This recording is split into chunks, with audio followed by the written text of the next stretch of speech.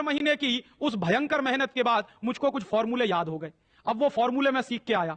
दुर्भाग्य से मैं बताऊं कि 3-4 महीने के सैकड़ों घंटे बर्बाद करके, अपना खून सुखा के, मार खा के, बेइज्जती बर्दाश्त करके मैंने जो फॉर्मूले पढ़े वो मेरे जीवन में आज तक कभी काम में नहीं आए।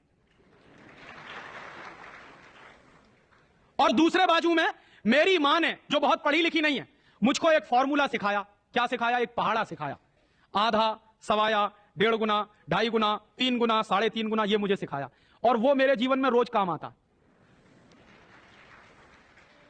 लेकिन कहा क्या जाता है कि मेरी मां तो पढ़ी लिखी नहीं है, पीएचडी नहीं किया उसने। तो जो बिना पीएचडी होल्डर है, जिसने कुछ पढ़ा लिखा नहीं है, आज की भाषा में, उसने मुझे ऐसी चीज सिखाई जो जीवन में रोज काम आती है। और जो बड़े बड़े पीएचडी होल्डर प्रोफेसर्स ने मुझे सिखाया वो जीवन में कभी काम नहीं आया। और आप अपने बच्चों को यही पढ़ा रहे हैं। कॉन्वेंट स्कूल के जितने क्यूरिकुलम है और उसमें बच्चे जो कुछ पढ़ रहे हैं, उसमें से 95% बेकार जाने वाला है। उस 95% का उनके जीवन में कभी कोई इस्तेमाल होने वाला नहीं। ये आप कहिए तो मैं जहां कहिए वहां लिख कर दे दूं, क्योंकि मैं भुगत चुका हूं इस बात को।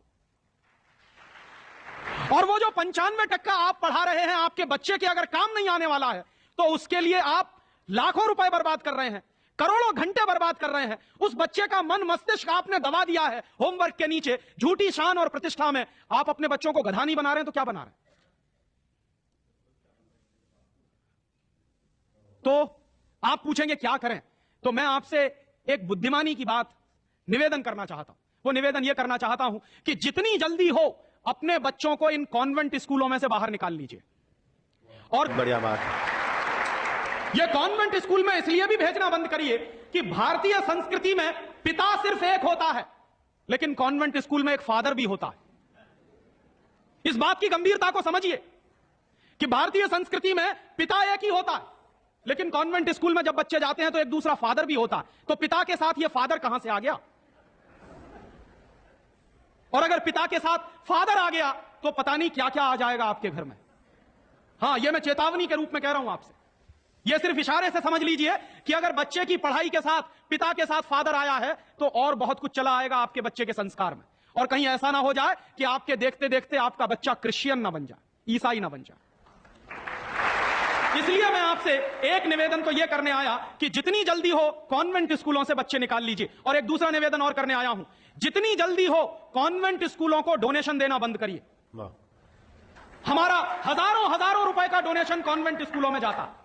एक बच्चे का एडमिशन कराना है तो वो कहेंगे बिल्डिंग फीस दे दो, वो कहेंगे डोनेशन दे दो, वो कहेंगे इसकी फीस दे दो, उसकी फीस दे दो। और रोज रोज कोई ना कोई मांग चढ़ी ही रहती है। आज फलाना डे, आज धमाका डे, आज ये ले आओ, कल वो ले आओ। बर्बादी हमारी, माने हम हमारे दुश्मन को अपना पैसा दे रहे हैं। दुनिया में ऐसे बेवकूफ लोग मैंने कहीं नहीं देखे जो अपने दुश्मन को अपने घर का पैसा देते हो। आप जानते हैं कि कॉन्वेंट स्कूलों में से निकलने वाले बच्चे भारतीय संस्कृति के विरोधी होने वाले हैं और उनको यूरोप की संस्कृति सिखाई जा रही है। उसके लिए पैसा हम खर्च कर रहे हैं अपने हाथों से।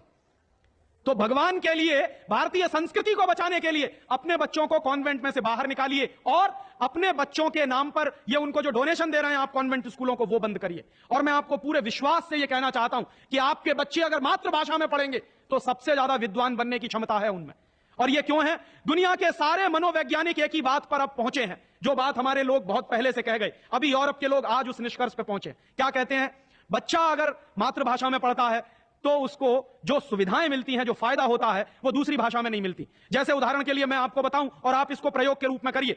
आपकी मातृभाषा अगर गुजराती है और आप अपने बच्चे को गुजराती में पढ़ाइए, तो कोई सवाल आप उसको दीजिए गुजराती में याद करने के लिए, जितनी जल्दी वो याद कर लेगा उस सवाल को, अगर वही सवाल आप अंग्रेजी में दीजिए उसको, तो कम से कम 6 गुना समय लगेगा उसको। अगर वो 1 घंटे में गुजराती में कोई चीज याद करेगा तो 6 घंटे लगेंगे उसको अंग्रेजी में याद करने के लिए।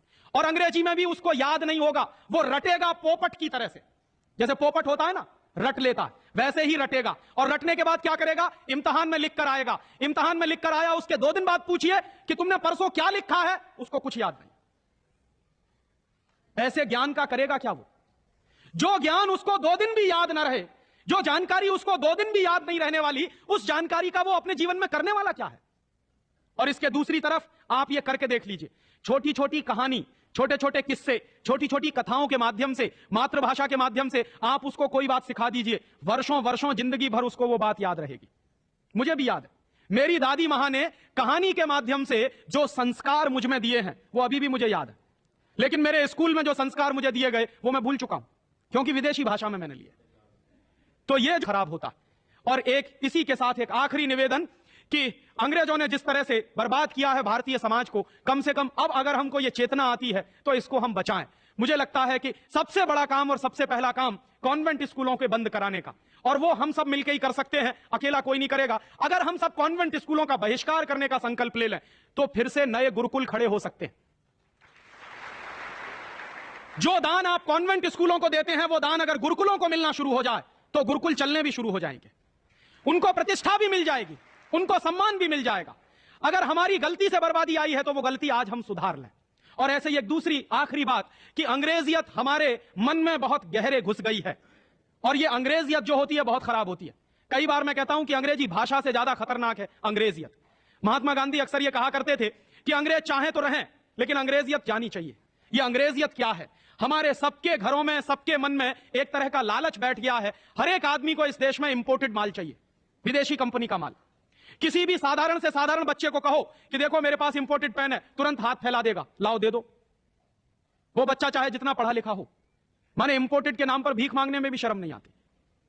उसी बच्चे को आप कहिए कि भगवान का प्रसाद है तो हाथ पीछे खींच लेगा, इंपोर्टेड पेन है तो तुरंत हाथ फैला देगा।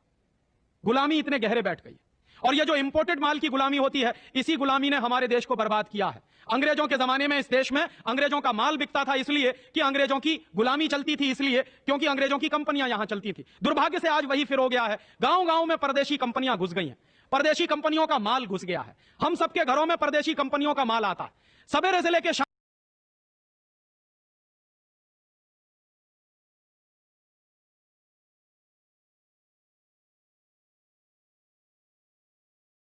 आसाराम का राजनीति शास्त्र दिखाने से पहले आपको आसाराम का एक